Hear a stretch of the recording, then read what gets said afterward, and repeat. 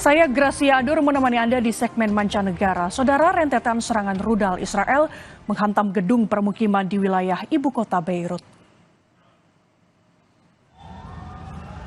Kementerian Kesehatan Libanon mengatakan dalam 24 jam serangan Israel telah menewaskan 105 orang.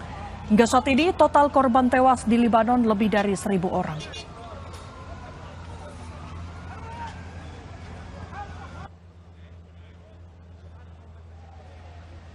Serangan udara militer Israel menghantam pusat kota Beirut pada Senin pagi waktu setempat. Sebuah bangunan bertingkat hancur. Dalam sepekan terakhir, Israel menargetkan wilayah selatan Beirut yang diyakini sebagai wilayah kelompok militan Libanon, Hizbullah.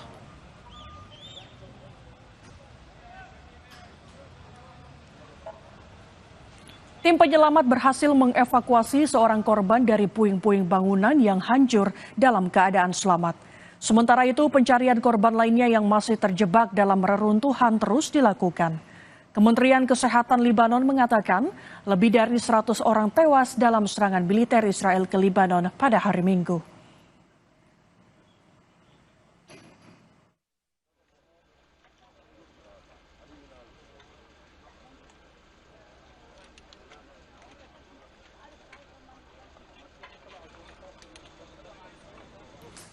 Saudara, pesawat jet tempur Israel menyerang sejumlah target di Hodeida, Yaman hari Minggu waktu setempat dan meledakkan pembangkit tenaga listrik dan bangunan pelabuhan.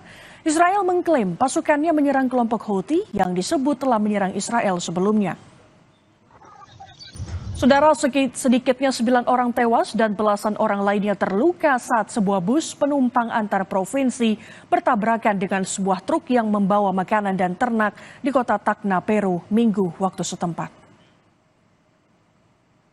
Sejumlah reruntuhan bus tergeletak di pinggir jalan saat petugas penyelamat berusaha mengevakuasi korban tabrakan dan mengevakuasi para korban. Petugas pemadam kebakaran harus memotong potongan logam dari bus dan melepas beberapa kursi untuk menyelamatkan banyak korban terluka. Di antara 16 orang terluka, 5 orang diantaranya luka berat, termasuk diantaranya 2 anak.